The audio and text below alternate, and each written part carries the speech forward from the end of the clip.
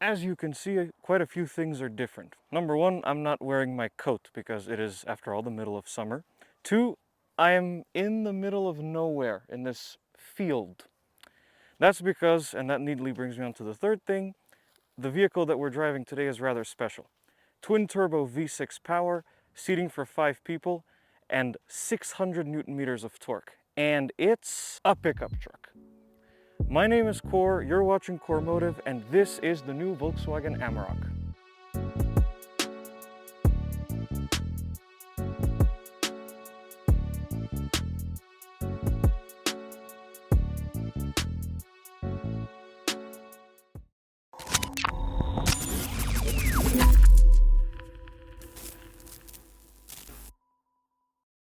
So then, the new Volkswagen Amarok, the second generation of Volkswagen's pickup truck, went into production last year. The Volkswagen Amarok itself has been with us since 2011. The first one was an entirely Volkswagen product, however the second generation has moved on to Ford's T6 platform, and it shares quite a bit with the new Ford Ranger. It's more capable, it's bigger, and it can carry a whole lot more stuff. So let's check it out. Let's talk a little bit about the Amarok's design. This particular one is in the Style trim level, which is the second trim level up from the base Life. There's also the Panamericana and the Aventura. This one's on 18-inch wheels. It also wears the Hero Moroccan blue color. Huge fan of the color, not really a big fan of the wheels. They kind of mess with the design a little bit in my opinion, but overall, the Amarok is a fantastic looking pickup truck. It looks like most pickup trucks, really, but it has its own unique design character, and it just looks like it's ready for adventure. It looks like it's encouraging you to take it off the beaten track, which is something it's very good at, as I'll show you in a moment. So let's go ahead and talk about that space first, which means starting with the bed. Now, right off the bat, I want to say this tailgate is kind of a missed opportunity. If you've been following the American pickup truck market for a while, you'll know that they're investing and inventing all sorts of new ways to design the tailgate. And this kind of brings into perspective the European approach to pickup trucks, being that they're utility vehicles. So this is not General Motors' multi-pro tailgate with the different openings, and there's no step and railing system to get in. You just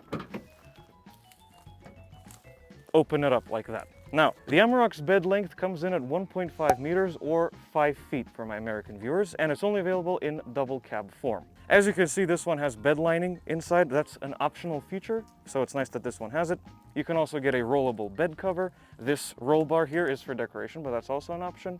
You can get a hardtop and you can get a tent. The max payload capacity is 1,113 kilograms. But you have to get the base model with the smallest engine and the manual transmission, which is a bit of a shame, but the others are pretty capable too. This one can do around 900 kilograms. I'll put the exact number on the screen for you. What about space in the back seats? Well, even though the Amarok has a smaller cab to account for a bigger pickup bed, it's actually pretty spacious in here. The front seat is in my driving position, as you know, 5'11" and a half, 1.8 meters tall, approximately the same size as a Discord admin. Tons of knee room and good amount of headroom as well. The biggest surprise about the back seats is that they feel nice and they offer a lot of stuff. So there's a little fold down armrest,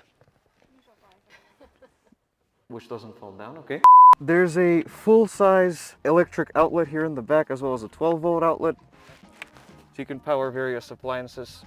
There would be a storage and cup holder area in the middle seat if it decided to come down. And there's also small pockets in the seats themselves. So overall, I could quite happily do a long journey here or a long off-roading journey in the back of the Amarok, no problem. Says ugly. Fucking child lock. And now we're in the front seat of the Amarok, which is very much unlike most pickup trucks. But before we check out everything, we must start the Amarok.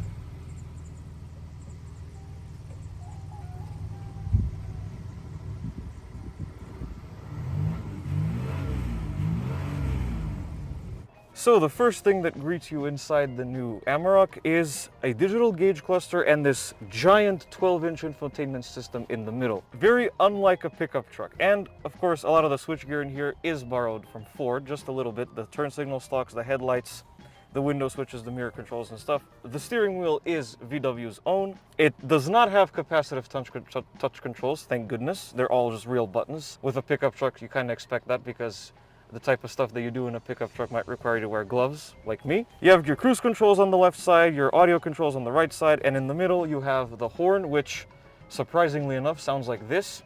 Over here in the center you have your transmission selector. It is a 10-speed automatic transmission. Most of the Amarok lineup gets this transmission. Only the base model, the 2-liter diesel with 170 horsepower, has a 6-speed manual. Also, only the base model comes with a 10-inch infotainment system in the middle. All the other trim levels like this one get a 12-inch system in the middle. It is very easy to use. The graphics are surprisingly nice. You can control all of your various functions. There's also Apple CarPlay and Android Auto, both of which are wireless, and you can have an Apple CarPlay and an Android Auto device connected at the same time. But as per usual with today's cars, all the climate controls and what have you are inside the screen. Luckily, you do have a bunch of shortcut buttons here: hazard lights, volume control, parking menu, climate menu, driver assistance system menu, and your drive mode selector. There's a few different drive modes as well. There's normal, eco, tow haul mode if you're towing a trailer, slippery, mud and ruts, and deep snow and sand. Just by the fact that this truck has those drive modes, it's ready to go there. And speaking of four-wheel drive, here in the middle we have a dial that allows us to select from two-wheel drive, which is the default setting if you're in eco mode, four-wheel drive A or 4A for on-road all-wheel drive driving like an SUV or what have you, four-wheel drive high, which is for higher speed off-roading, and four-wheel drive low for climbing challenging hills and what have you. You also have your hill descent control and your rear differential lock. As far as interior storage is concerned, it could be better. The door pockets are kind of small. There's a spare glove box, like a smaller glove box here in the top half, which is nice. There's two cup holders in the middle and a pretty big storage area in the center. And the interior is also surprisingly nice. The plastics here at the top of the dash are a bit harder, but you can get soft ones if you'd like. But it's all very nicely put together and it feels premium, which is not something you can say of pickup trucks of old, and it also translates to the Amarok's driving experience. More on that in a moment. voiceover core returns once again, because the audio in this particular clip got completely corrupted, so I'm here to fill you in on the details. This Amarok has a 3-liter twin-turbo V6 diesel with 241 horsepower and 600 newton meters of torque. And as I said before, it's paired up to a 10-speed automatic transmission and part-time 4-wheel drive. Most of the lineup has 4-wheel drive, some of them have rear-wheel drive. There's also a 2-liter diesel with a single turbo, putting out 170 horsepower, and a 2-liter bi-turbo diesel with 210 horsepower. The base model diesel is also available in some markets with a 6-speed automatic, but the rest of the lineup gets a 10-speed auto. There's also a gasoline engine, a 2.3-liter turbo 4-cylinder, but that's not available in Macedonia, it's all diesel. 0 to 100 kilometers per hour happens in about 9 seconds, and the top speed is 190 kilometers per hour. Fuel economy is kinda atrocious. In the time I had the Amarok, which included all 3 different kinds of driving that it can do, it was about 15 liters per 100 kilometers of driving. Not very good. So, what's it like behind the wheel of the Amarok? Well, I'm honestly surprised in a lot of different ways. We're starting out with the classic town driving situation. We're just going along here cruising at the speed limit, and the biggest surprise for me about the Amarok was, other than the size, it really just behaves like a car. The power steering is very lightweight, the gearbox has no problem slushing gears together, the engine is very refined, and the ride is surprisingly comfortable.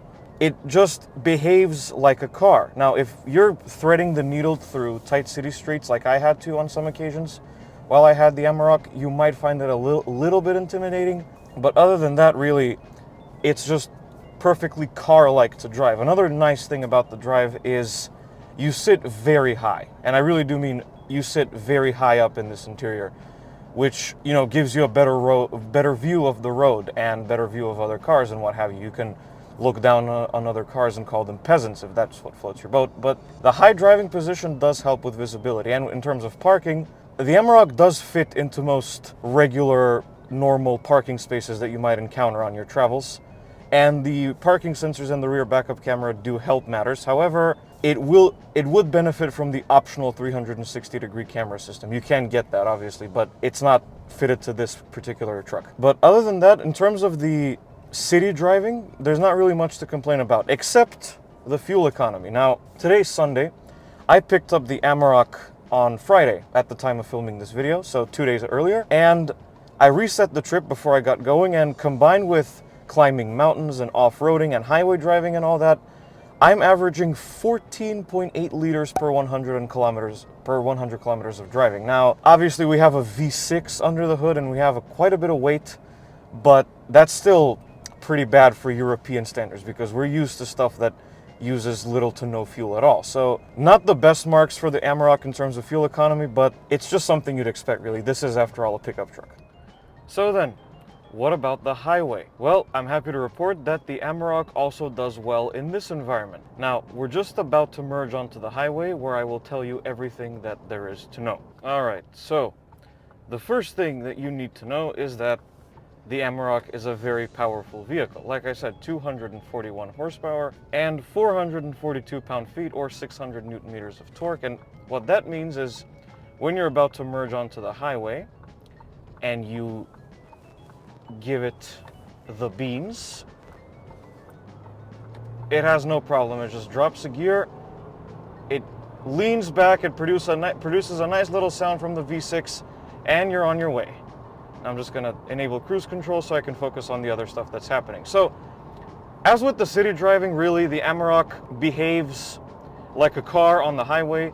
It's pretty refined and pretty quiet, which if you've been around pickup trucks previously, you'd know that that's quite a big deal. Now, one thing that I did notice is the wind noise from the mirrors, because the mirrors are quite massive. So as a result, it is a little bit windier in here than you might expect, but it's really not all that bad. And other than that, it's perfectly acceptable and actually quite nice to drive on the highway as well. I'm going to disengage cruise control here so I can be more in control. Again, no problem with overtaking. The automatic transmission doesn't hesitate too much. You just floor it, immediately drops the gear and it goes. You have adaptive cruise control in here. You can adjust the following distance and what have you. You have lane keep assist, which works a treat. And overall, the Amarok impresses on the highway as well. Apart from the wind noise, it is an excellent vehicle on the highway, and it will be perfectly acceptable for long road trips, since it is, after all, a passenger vehicle. You can fit your whole family or a bunch of friends in the back and go somewhere possibly exploring.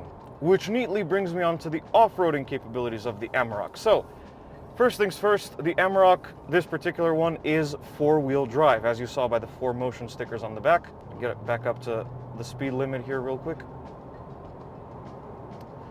This Amarok is four-wheel drive. You can select between a few different drive modes and a few different four-wheel drive modes. At the moment, we are in 4A, which is like your regular on-road all-wheel drive approximation. There's also four-wheel drive high for faster off-road bits, and four-wheel drive low for those challenging areas we have to climb hills or something like that.